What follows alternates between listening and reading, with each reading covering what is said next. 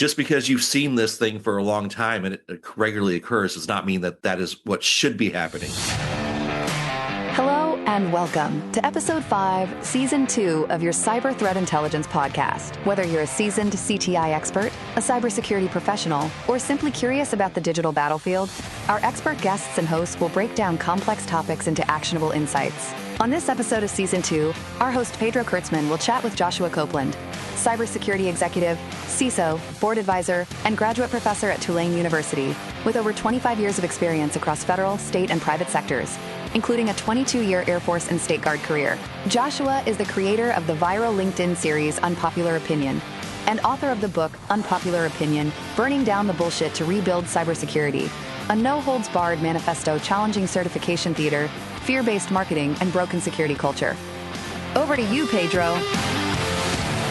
Joshua, thank you so much for coming to the show. I'm really happy to have you here. I'm happy to be here. If we can start straight up on the Unpopular Opinion brand, what about when it comes to CTI? Any particular things on the Unpopular Opinion that you would call out on the CTI side? Yeah.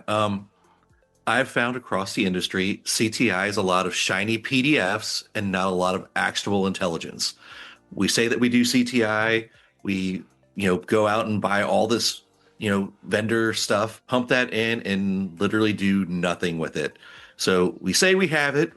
We're saying that we're doing threat intelligence, but we're actually just buying information that we don't do anything with. And if it's not something that you actually make an action or a decision point or changes the way that you function in your organization, it's not really CTI. It's just information.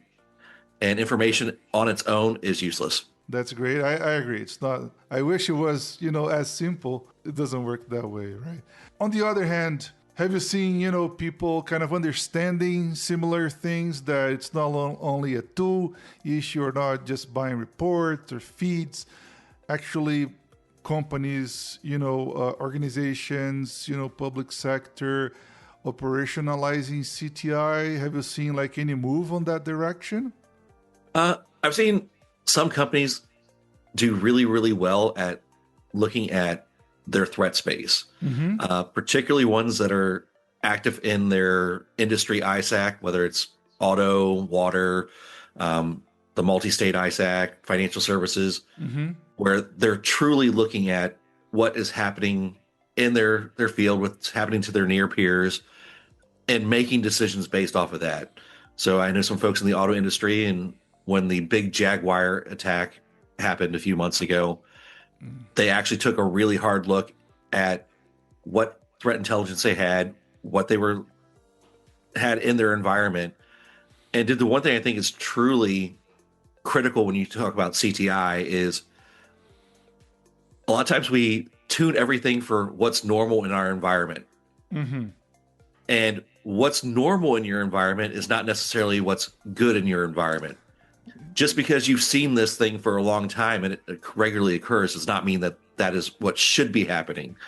That could absolutely be a threat actor who's doing, super low and slow data exfiltration. And it's just been happening for so long. Now it's part of your baseline. And what I've seen in this particular auto industry was that folks were going back and taking a harder look at that stuff and doing real threat hunting based off of the threat intelligence, rather than just create a new alert and call it good. Yeah. But the alert doesn't do anything because it's already part of the accepted baseline. And it's, when folks really take hard looks at what they're doing, that's when you see the most gain. You mentioned something about, threat hunting and understanding better what's on your environment, not necessarily should be there. Brings me back to skills and better understanding of the technology you're using, triage alerts, and all that. Do you think that the shift on how to hire, I think that's the best way to put it, when it comes to CTI is also applied to it? It's more complicated or even worse because of the CTI skills or skills needed on CTI, or kind of everybody is on the same boat when it comes to cybersecurity? Yeah, I think particularly in hiring, having folks who truly understand what the right skill set is for somebody who's actually doing threat hunting and using CTI and building detections around that is often not where it needs to be to do effective hiring, which leads a lot to leaning on things like certifications. And, you got this college degree that says that you should know how to do this. And really, this is one of those skills where you truly have to think like a bad actor and be able to figure out, I have this piece of information. Where can I go in the MITRE ATT&CK framework, or where can I go on my MITRE defend framework and go, where can I use this information to find out if this is occurring? Can I take this piece of data and tie this back to, initial entry, or I can tie this back to lateral movement? And how do I find how to use the information that I'm getting, not just put a general alert in your SIM and say, oh, here's an IP address that's been used by, Salt Typhoon. Give me an alert every time this goes off. That's great, but really you're only getting as much information as, that threat actor's still using that IP address. And they're smart. They recycle IP addresses all the time. There's, tons of services allow them to get a massive amount of IP cycled through in a relatively short period of time. And then it goes back to, how long do I keep that IP in my threat detections? Because they are going to recycle it. And at what point does that become something that blocks my business? So it really is one of those things. You have to be someone who is constantly in the data, constantly looking at your network, and to really truly understanding how data flows in your network and what data you're supposed to have flowing in your network, to be able to kind of spot that weird oddity that might be just a little bit not normal. Not a huge spike, not, the 30 seconds before the ransomware kicks off and you start seeing, all the stuff flow out for exfil. You want to be able to find that when they're getting in and when they're lateraling before they pull the trigger and, the bad thing really happens. And that requires you to understand what's normal, why is it normal, how is it normal, even if it is normal, should it even be there, and tying that all back. So from a hiring perspective, that's a lot to kind of understand from a resume or a certification. That's one of those things that you have to have a really serious conversation and understand how that person's mind thinks. And if they're even able to do that with the tooling that you have. You can have someone who's really, really great when they have all the bells and whistles and all the tools. And that's great, but are they going to be good with your tool stack? How quickly can you get them skill leveled up on the tool stack that you have, or the threat intelligence that you have?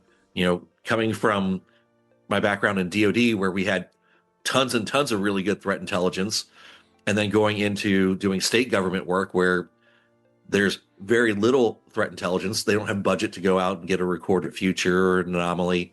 You're pulling stuff down that you can find that's open source.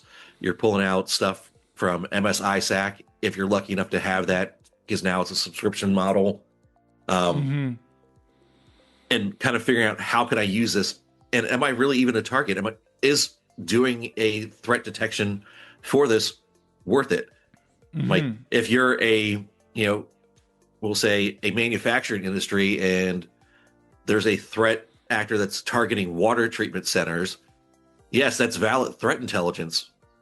But is that something that I really should be spending time on? And the case is probably not. You're not their, we'll use the marketing terms, you're not their ICP, their ideal customer profile. Yes, you could put that in there, but it's not really going to be something that affects your organization. Do you think we could classify that as a piece of critical thinking, and then how we translate that into like a resume, right? During the interview process, if we don't have the right folks understanding first, if you agree with the critical thinking part, how can they interview for that? How can they make sure that the guys can connect all these dots, see the bigger picture, your water treatment facility example, kind of it's noise, right? If you're not on that industry, you have to filter through that noise and understand what really makes sense to your particular customer profile, as you mentioned. Or do you think that is the missing piece maybe on this whole hiring process? I think it's really asking the right kind of questions during an interview to get that critical thinking mindset out. Unfortunately, a lot of folks ask very, what I'll call either black and white binary type questions where it's a yes or no type answer, or there's a definitive right answer. And that's good for, a certification exam where there has to be a right answer. But in CTI, rarely is there a right answer. There's multiple right answers. So, I like to ask questions of, we've gotten this piece of threat intelligence from this source. What do you do with that? Here's a tool stack that we have. Walk me through what your process is. And that allows them to kind of really explore their critical thinking in real time in a way that is actually linked back to what they would be doing in your organization. So if it's you have a Elasticsearch back end and you have all these other cool tools, you have some IDS stuff, you have some firewalls, let them walk through. All right, I'm going to look at this and go, one, is this something that's applicable to my industry or not? Is this threat actually something that's even in my tech stack? It's a threat vector that is targeted at Palo Alto, and we're a pure Fortinet shop. Why would I even waste time on that? Because I have other things that I could be doing that are actually targeting my tech stack, that are actually targeting my organization. So kind of asking those really open-ended questions where it allows them to fully explore the topic is where you're going to see a lot of return on investment in your interviewing. You're talking about like the state part, right? Working on that side. You're on a very cool type of role now on the Louisiana State Guard Cyber Reserve, which is very interesting. Any intelligence or CTI part that you could mention how states are using CTI for their benefits? That, of course, public related information.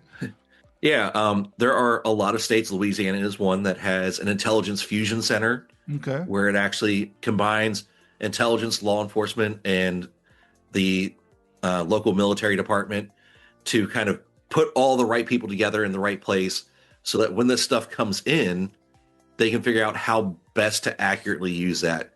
All right, this is something that's coming in and it's affecting, our water treatment systems. Let's send a notice out to all the municipal water treatment centers and give them that information and give them support saying, here's this thing, here's how you might actually implement this piece of information in your environment. If it's something that comes in and it's tied directly towards education, schools are a big ransomware target right now, and not for the reason that a lot of people think. A lot of people think that they target schools just because there's a lot of people in schools and, it generates a lot of buzz, but it's not truly about the ransom. It's truly about exfiltrating data on minor students because they're minors with clean credit histories, with social security numbers, that they're not going to know that you're using their credit for anywhere from 2 to 10 years down the road. And by the time they catch it, it's already too late. Too late. So that's the real value when they're hitting all these schools for ransomware. It's kind of like the 2-for-1 deal. We're going to get you and try to get you to pay a ransom, but we're also going to take this data and then sell those identities because they're super clean identities that aren't going to get caught. I'm 46. I'm going to know when someone's using my identity. It's going to show up on my credit report pretty quickly. I'm going to realize that because I monitor my credit. Is an 8-year-old monitoring their credit? No. No. They're not going to think about their credit until they're probably 25. That's a lot of years to exploit that. So that's kind of thinking of why are people doing the things that they're doing. Yeah, ransomware is, quick money if the people pay, but that's really where the gotcha is. It's kind of, you take the same thing with medical centers. Medical centers have not been super great at doing things like backup and recovery. They're going to pay the ransom so they can get their medical records back. Like, it's the same attack, but for very, very different reasons. And understanding what those reasons are can help you understand what threat intelligence is really applicable to you. I'm not going to worry about a medical ransomware group coming after a school. Like, yes, I'm worried about ransomware, but the reason behind it, what those threat actors are doing, are vastly different kind of scenarios. So understanding that just because you have the same concern, you have the same concern for different reasons, and that means that there's different actors going after you for those reasons. So the Fusion Center, I think it's very interesting, kind of serves every public entity related to the state. And if I can take a wild guess, you probably have the work to sell the value of an initiative like this to the school boards or the infrastructure related units, so on and so forth, beforehand. So you don't have to, you're not in the middle of an attack or anything like that, and then having to convince folks why this matters. So you do this to speed up the center itself. Right, to have that. So that's very good. I think one of the struggles is people understanding the value of doing proper, security, having threat intelligence in place to detect things, hopefully before they happen, and not like when something is ongoing. About the value part, what have you seen that can maybe help folks listening to the podcast? Like, what's the best way or best route to sell the value of, for example, threat intelligence or a fusion center upstream? How they convince people to the importance of that type of initiative? Well, one of the things is you don't want to be the next headline, and really coming down to that perspective is, how do we limit risk? It's always comes back to speaking in dollars and cents and risk, because those are languages that the business people or the administrative folks, if you're in government side, understand. They understand risk. They understand money. So yes, I'm going to potentially pay money for this, whether it's through hiring somebody to do CTI or pulling in a feed and hiring the person to kind of understand that piece. But it's also coming back and saying, if we're doing this, this is where we're protecting ourselves. We're reducing the cost of our cyber insurance because we have an actual CTI program in place. We're now supporting, our total industry because we're giving information back to our ISAC, and we're also getting information from our peers in the ISAC. So it's potential that we can avert a breach before it happens because we have that. And quantifying how much does a breach going to cost us? How much is a ransomware attack that takes us down for, 2 days, or in the case of Jaguar, like 2 months? How does that affect the organization? Is, the $100,000 that we pay between people and, CTI feeds to do that worth the return on investment of not being shut down for 2 months? How does that affect our company's bottom line and how we do business?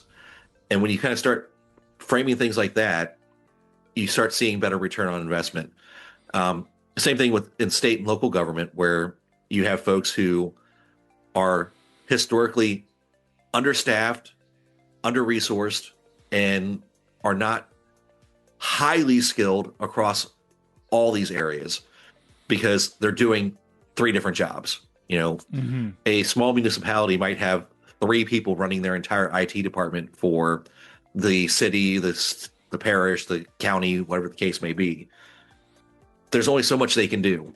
And by leveraging things like fusion centers, you're able to get great data coming in that's actionable, that they can actually plug directly into their tools, rather than them having to spend time doing all the things that it takes to do threat intelligence, which is a full-time plus job as it is.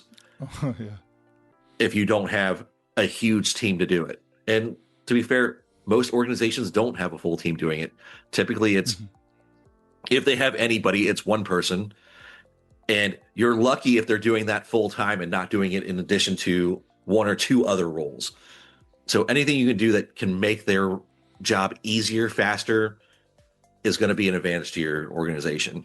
You touched on a very good point, like the dollar figure or translating things to a more business type of information or to decision makers. The way decision makers can understand that information, and it's usually risk, dollar figures. Going back to the hiring difficulty and the hiring process we were talking about before, have you seen like people really, or CTI teams or CTI analysts, being able to connect all these dots all the way from, threats, threat actors, indicators of IOCs, you name it, risk of ransomware, to really business type of conversation? Are we getting there? Should we get there?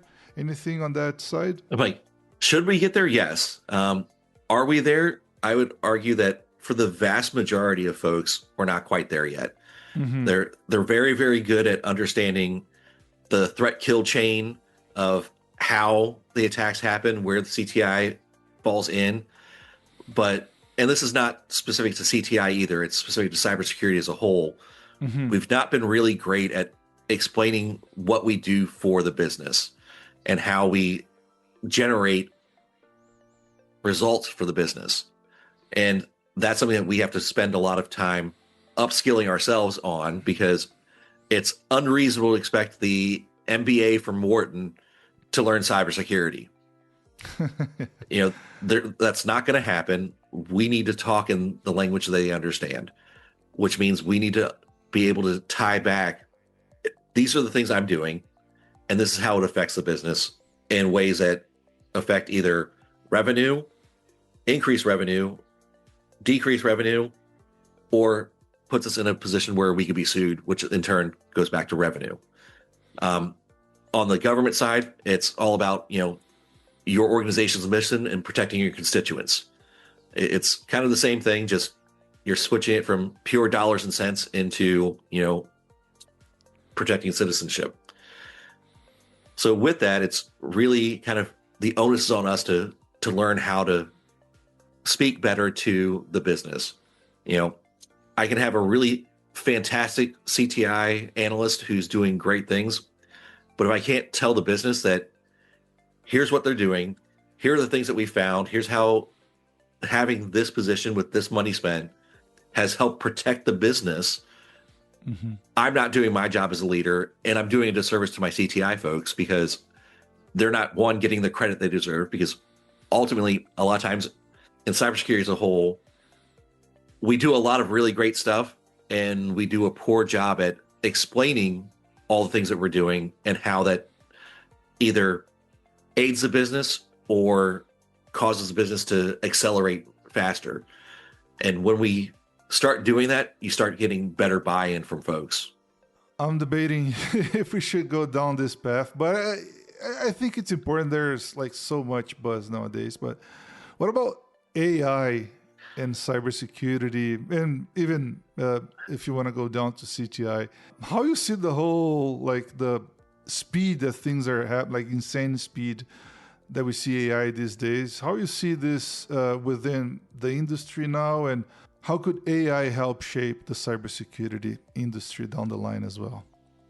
AI is one of those things. It's like any other tool. If you use it well, you're going to see great results. If you are very slapdash and just start putting things in just because you want to say that you're using this tool, you're going to get slapdash results.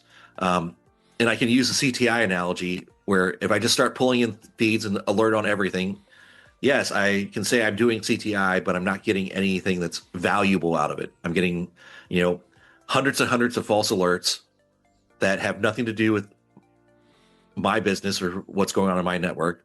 AI is kind of the same way.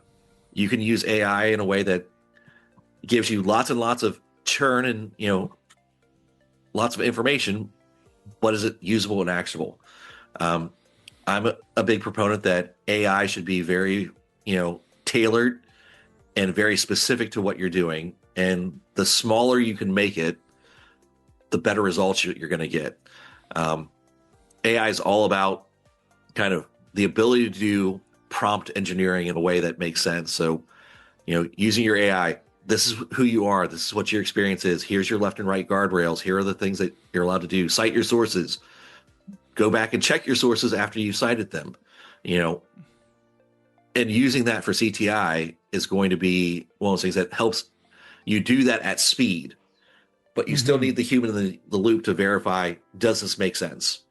Because ultimately, AI doesn't go to jail for you. It doesn't testify in court for you. A human's always going to be held accountable. So you want to make sure the human's in the loop at multiple places in that loop to make sure that the AI is doing the thing that you need it to do. If I want AI to go pull feeds, I want to make sure that it's pulling the right feeds for my organization, or it's not hallucinating feeds and giving me, a thing that it made up because I told it I need a CTI feed on this particular thing. And it goes, well, I couldn't find anything, so here's some gibberish. And now I have alerts firing all over my environment, and it's not provided any value. It's in fact provided detriment to my organization. So it's all about how you're going to use AI and how quickly you can refine that in a way that allows you to free humans to do really important things and let AI do the things that are boring and that we don't want to do anyway. You mentioned probably one of my favorite takes when it comes to AI. For me, it's at least at this point it's all about speed, right? So basically it's something you know how to do it, but then you're just going to do it faster. Joshua, learning sources, many for our industry, even though I still love books, it's not necessarily the fastest way you can get information out. Any other non-traditional information sources you like using, podcasts or blogs or any other type of information you recommend for folks? I'm a big proponent of, read as much as you can from any source that you can get. There's tons and tons of reliable news websites out there that are targeted around this. Dark reading's great. I'm a proponent of going in, looking at the tailored CTI related threads on Reddit, because you have a lot of folks who are putting great stuff out there. Twitter is not, or X, whatever name you want to call it. It used to be a really, really good spot for that. It's less so now. There are some other things. Mastodon has tried to replace that. There's some good feeds from that perspective. And just connecting with your peers, find a peer group and have those conversations. If they find something, they're going to share it with you. And having that human connection allows you to get some stuff that you wouldn't be able to find on your own. That's a great point. Yeah. And back to books, let's say if you had to pick one book, of course, two books, your book on the list, but if you have to pick another book, take your time. What book that would be? For someone who's trying to get into cybersecurity and CTI, I would do the book by Nadine Tanner. It's the Cybersecurity Blue Team Tools book. It's fantastic. It's a great introduction using, some widely available open source tools on how to do cybersecurity from kind of ground zero up to, that entry level position. That's a great advice. Thank you. I'll make sure I'll put that on the description of the episode as well. And any final thoughts for the listeners? Yeah. CTI is one of those things that it's great if you have it, but it's better if you know how to use it. That's a very good one. I'll take that one. Joshua, thank you so much for coming to the show. I really appreciate all the insights, and I hope I'll see you around. Thank you. Thank you so much. And that's a wrap. Thanks for tuning in. If you found this episode valuable, don't forget to subscribe, share, and leave a review. Got thoughts or questions? Connect with us on our LinkedIn group, Cyber Threat Intelligence Podcast. We'd love to hear from you. If you know anyone with CTI expertise that would like to be interviewed in the show, just let us know. Until next time, stay sharp and stay secure.